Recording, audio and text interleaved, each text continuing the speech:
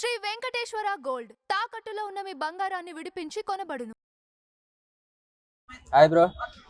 Deputy CM Pawan Kalyan garu ఒక విద్యార్థి తయారు చేసిన బ్యాటరీ సైకిల్ని, అంటే తన సొంతంగా తయారు చేసిన బ్యాటరీ సైకిల్ ఏదైతుందో దాన్ని పిలిపించుకొని, ఆ వ్యక్తిని పిలిపించుకొని తనతో మాట్లాడి దాని మీద ఒక రైడ్ చేసి ₹1,00,000 ఆర్థిక సాయం చేయడం జరిగింది.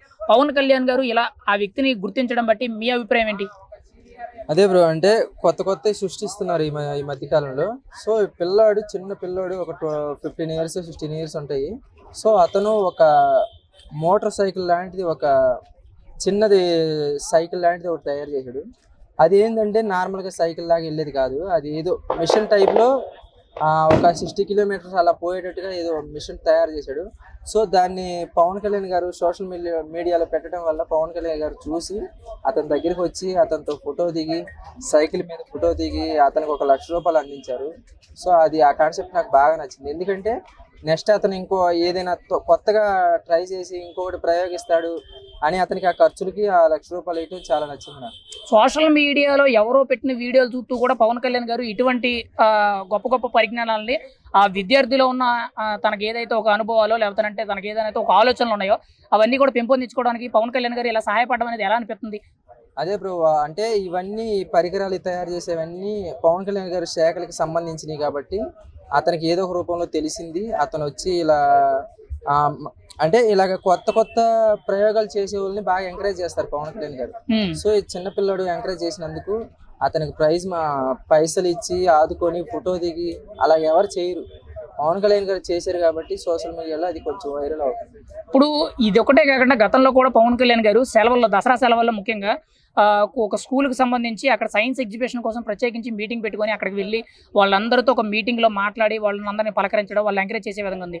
సైన్స్ అండ్ టెక్నాలజీ అనే శాఖలో ఖచ్చితంగా పవన్ కళ్యాణ్ గారు రాణించగలుగుతున్నారా? వాళ్ళందరినీ కూడా ఎంకరేజ్ చేయగలుగుతున్నారా? అన్నిట్లో ఏదైనా సరే సోషల్ మీడియాలో ఏది వైరల్ అయితే దానికి హెల్ప్ చేయటం, దగ్గరుండి చూసుకోవటం, వాళ్ళతో సరదాగా ఉండి వాళ్ళకి ఎంతో కొంత ఇంత వాళ్ళకి ఏదైనా ఉపయోగపడేటట్టుగా అంత పైసలు ఇచ్చి ఏదైనా సరే బ్రో. మొన్న పాకీజా గారి విషయంలో కూడా ఆమెకి అప్పుడెప్పుడో పెదరాడి సినిమా ఏదో చేసింది పాకీజా క్యారెక్టర్, అది ఎంత పేలిందంటే ఇప్పటికీ చాలా మంది గుర్తుంటుంది ఆమె. సో ఈ మధ్యకాలంలో ఆమెకి సరైన సినిమాలు లేవు, డబ్బులు లేక అడుక్కుంటుందని కొంతమంది ఈ మీడియా వాళ్ళ వల్ల మంచి జరిగింది. ఆమెకి ఇంటర్వ్యూ ఇచ్చి సుమన్ టీవీ వల్ల ఆమెకు మళ్ళీ 2 lakhs ఇచ్చారు పవన్ కళ్యాణ్ గారు. అలాంటివి చూసుకుంటే చాలా ఉంటాయి, కానీ కొన్నే బయటకు వస్తాయి. అది పవన్ కళ్యాణ్ గారికి గొప్పతనం. పవన్ కళ్యాణ్ గారు ఎక్కడ తనకి తెలిసినా తెలియకపోయినా సరే, తనోళ్ళైనా మనోళ్ళైనా ఎవరైనా కానీ కుడి చేతితో దానం చేస్తే ఎడం చేతి కూడా తెలియకుండా ఎన్నో దానాలు చేస్తారు. కొన్ని గతంలో అంటే సినిమా ఇండస్ట్రీలో ఉన్నారు అనుకోవచ్చు, కానీ ఇప్పుడు ఒక అధికారికమైన పదవిలో ఉండి, ఒక డిప్యూటీ సీఎం అయి ఉండి, తను చెప్తే ఏదైనా జరిగే స్థితిలో ఉండి కూడా ఆయన సొంత డబ్బులు ఇలా పంచుతున్నారంటే, ఇలా ఆర్థిక సాయం చేస్తున్నారంటే ఎలా చూడొచ్చు అంటారు ఈ రాజకీయ నాయకుడిని?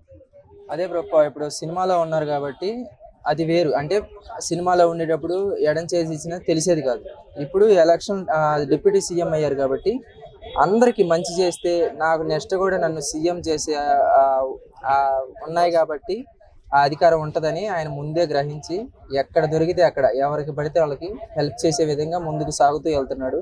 సో డెఫినెట్గా నెక్స్ట్ సీఎం అయ్యే సూచనలు కనిపిస్తున్నాయి నాకు. ఇలాగే హెల్ప్ చేసుకుంటూ అందరినీ ఎంతో కొంత సహాయం చేసి వాళ్ళకి నిలుస్తాడు కాబట్టి నెక్స్ట్ ఖచ్చితంగా అతను డిప్యూటీ సీఎం అవ్వాలని నేను, మీరు అందరం కోరుకుంటాం. ఒక మాటలో పవన్ కళ్యాణ్ గారు ఇలా చేసే సహాయాన్ని మీరేమేం చెప్తారు? ఒక మాటలో చెప్పాలంటే ఆయనలో ఉండే పవరు, ఆయనలో ఉండే మంచితనం బ్రో. రైట్.